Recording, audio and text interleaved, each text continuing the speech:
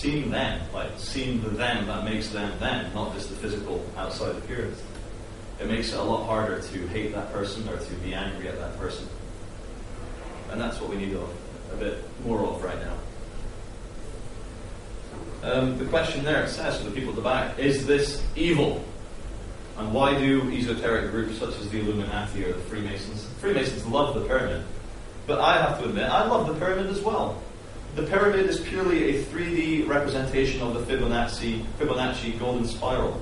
If you take that fractal golden spiral, the ratio of nature that you see in the hurricanes, and put it in a 3D depth thing, it creates a pyramid, which is why the ancient Egyptians loved pyramids, which is why at the top of Canary Wharf Tower, Canada Tower, it's a perfect pyramid with a flashing light, which I think is great.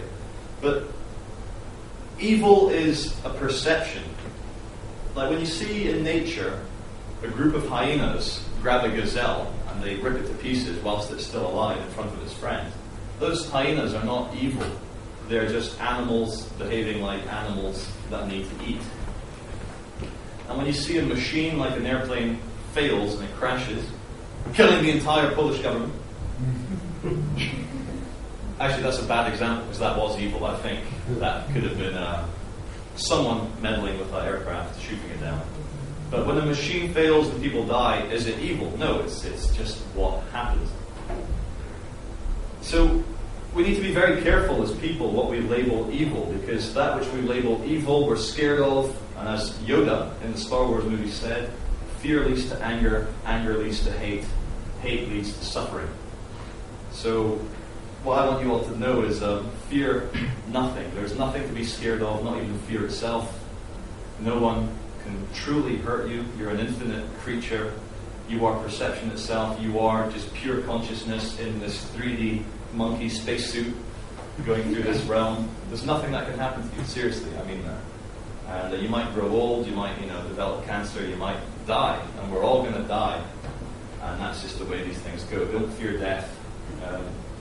In the film Spartacus, when they were all strung up at the end, the other slave says to Spartacus, "Spartacus, are you scared of dying?" And he says, "No, I'm about as scared of dying as I was of being born." And that's true. And just when I mentioned Spartacus, everything you need to know about life and the universe you can learn from the film Spartacus. So if you've not seen it, do watch it.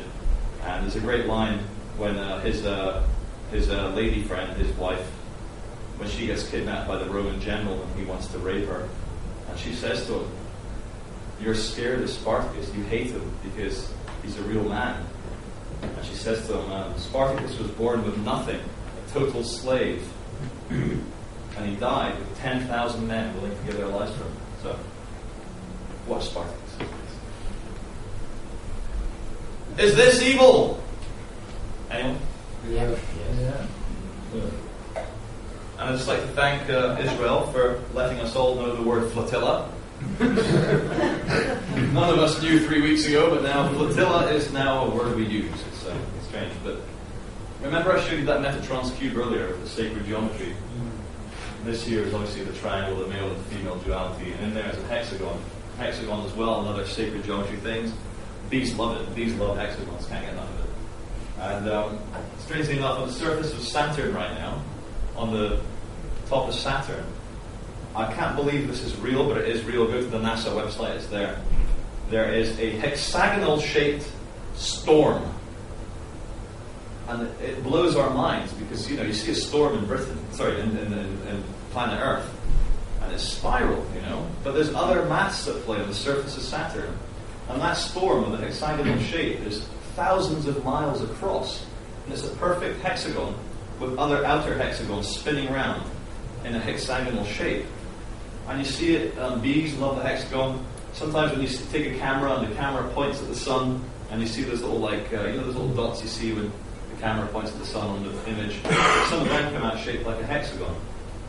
But is this evil? Israel, I would say yes, is a lunatic state. And they keep scoring own goals. Recently, they banned Noam Chomsky, who's actually Jewish. You all know Noam Chomsky? Yeah. They banned him from going into the country. And, we all know on the flotilla, they shot 10 Turkish people for trying to help. So lunatic, insane, evil government, but no different than the British or American government, and they're all in it together. So I think we need to be very careful with Israel right now. I think they might be the playground bully sent out there to make us all angry, to try and drag us all into World War III. And they don't give a shit about what people think of them. And I saw a great poster recently. It said, Zionism! Do unto others as the Nazis did unto you. It's very true. And it's just very sad. But when you think about it, it makes sense in an illogical, crazy reality way how the biggest victims of genocide are now the world leaders in genocide. It's a delicious irony, which if you fall into fear, can really mess with your brain. So don't be scared of Israel. Don't be scared of what they do. Just expose it and do everything you can to not support them. And what my big mission will be for next year, I want to do Love Police stuff with a megaphone at the separation wall. I want to do it in Gaza, and I want to do it in Tel Aviv and Jerusalem. And I hope I don't get shot, because they're in the business of shooting people for trying to help. But I've got Israeli friends, and they're wonderful people. In Israel, every young person is forced to join the military for 3 years, and that's how they brainwash and control people. They send young people off to kill Palestinians and Jordanians and stuff, and that messes with their brains, and no wonder there's so much hatred there.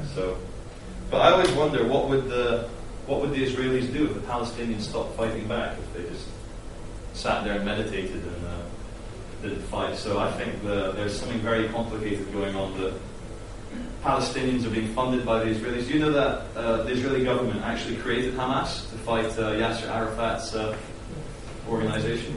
And now I honestly think there is still money coming from Israel towards Palestine to fight Israelis, to keep the whole illusion of hatred alive, because it's good for business, it sells weapons, and it keeps the Israelis under control when they think that all the neighboring Arabs are out to get them.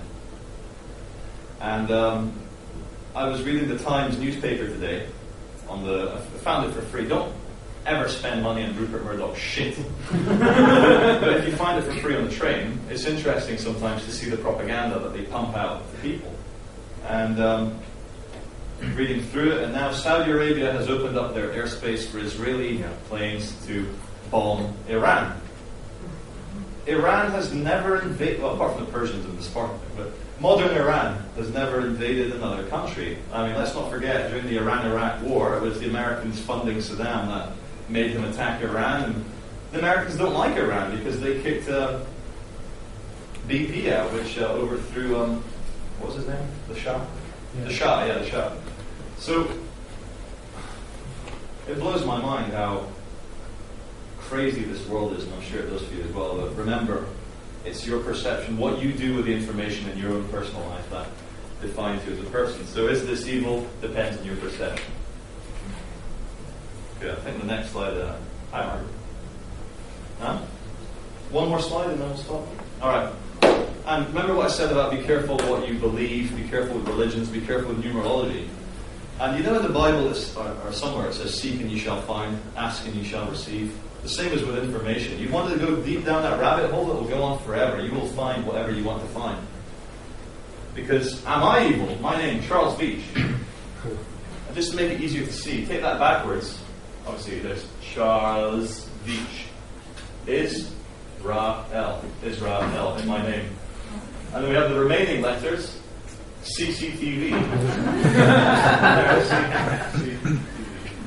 And then there's only 3 letters left, EHH, which in numerology is 588. I was born on the 5th of August 1980, so there it is, encoded in my name, the Bible code, meaning I am the Antichrist.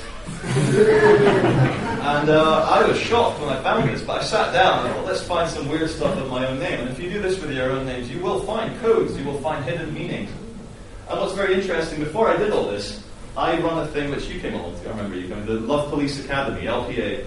And we did the opening LPA outside the Israeli embassy. And on my website, strangely enough, the background on the Love Police is a bunch of towers. And we all know about the Pillars of Wisdom, how the Freemasons love their 2 towers. They love the 11, which was at the start of my slide. And let's not forget the Twin Towers. So, in my name, I've got Towers, Israel, CCTV, and my date of birth. So, what I honestly think is going on is that perception creates reality. You go looking for things. You go looking for demons, you'll find demons. You look for good people, you'll find good people.